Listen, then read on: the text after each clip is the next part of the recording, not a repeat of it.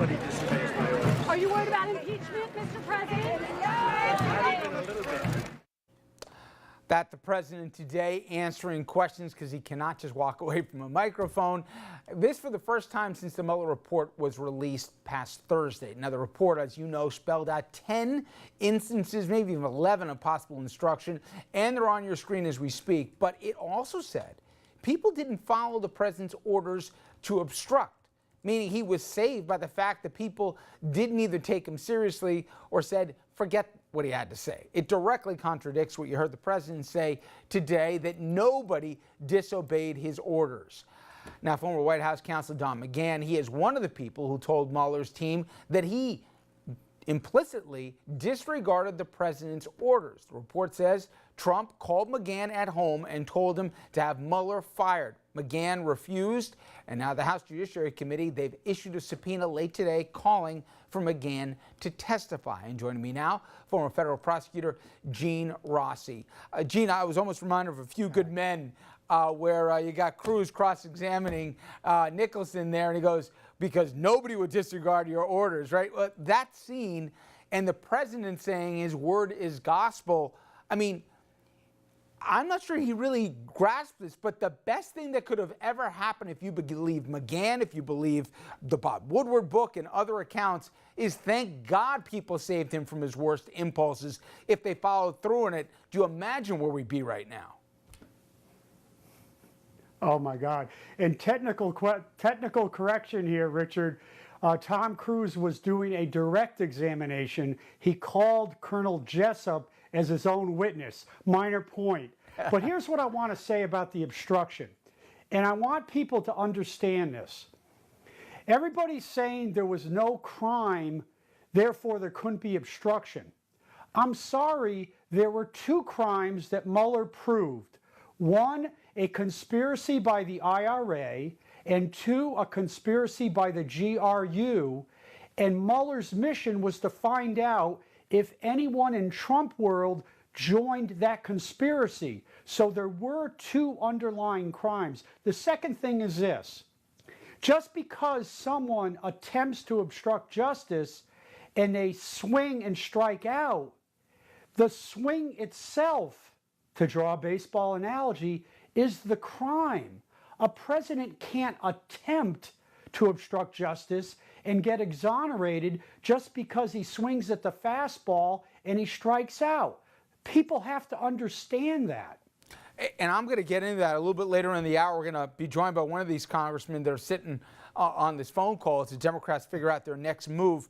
But we talked before, the Dems, they want to hear from, obviously, Mueller, but they're going to hear from Barr next Thursday. Added to the list was McGahn. We know McGahn spent 30-plus hours talking to Team Mueller. If he testifies, and I want to ask a series of these questions to you. Let's start with McGahn. We know congressmen don't always ask the best questions. Sometimes they use their 5 minutes to pontificate. So you're on the committee and you're asking the questions. Let's start off with McGahn. What's the questions that you want him to answer, and specifically, what's the information we haven't already read in the Mueller report that you're trying to find out? Oh, number one, I would ask former White House counsel Don McGahn, who I think is a hero in this whole report, why ethically, morally, and legally did you have acid indigestion when the President of the United States was asking you to do certain things? Why, when you got that call, I think it was on a Sunday at your home, why, when the President made that request, why did you tell the President you were going to do it? And why did you not do it? Why did you make a memo to commemorate this? And here's the other thing. Were there other instances where the President of the United States asked you to do something and your moral and ethical compass kicked in and you didn't do it? I would like to know that. And here's the thing about Don McGahn, Richard, is there's no attorney-client privilege because Don McGahn represents the White House, not the President.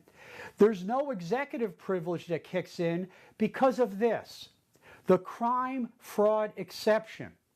There is no privilege on the planet or in the legal world that survives an attempt to break the law, whether it's attorney-client, priest-penitent, spousal privilege. Even there it doesn't apply.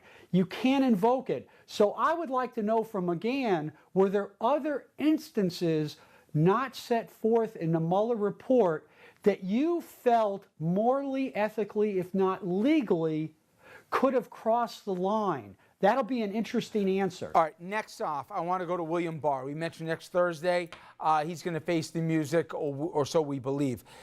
To that end, 9:30 in the morning last week, he lays out this rosy report here, no collusion, no obstruction. Then we get the report, and the two don't match up. So now you're asking questions of Barr. Are you trying to basically have him rationalize his press conference in the morning, or are you trying to understand his state of mind going into this, given that 19-page memo he wrote with broad executive powers, at least under his interpretation? Okay, I'm going to get to the 19-page memo in a minute, but in a second. But I want to draw a movie analogy. The Barr press conference, which I call the Big Con, if you listen to it, you would think it was the movie script for Mr. Smith Goes to Washington with Jimmy Stewart. After reading volume 2 of the Mueller report, I take the view that was like watching reading the movie script for Godfather 4. And I would ask Barr this: Attorney General, when you said that the Office of Legal Counsel memo played no role in Robert Mueller's decision, show me in that report any sentence, any word, any comma that supports your contrary view. And of course, the answer is going to be no.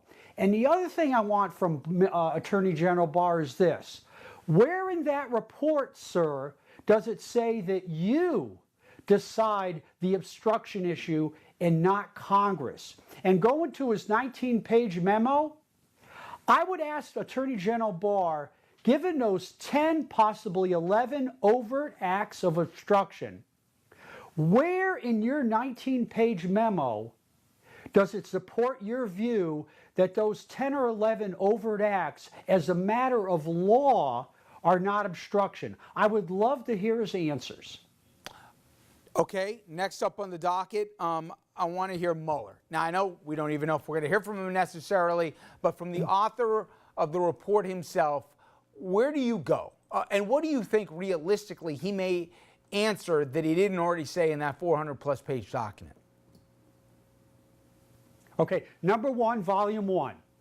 I agree with Robert Mueller that there wasn't enough evidence to conclude that anybody in Trump world joined the conspiracy by the GRU or the IRA, if not both. I agree with him.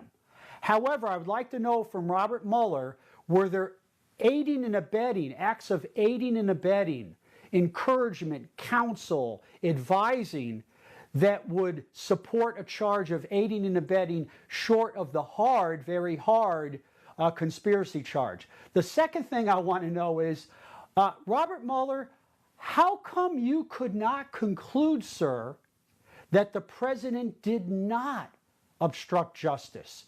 Question 1.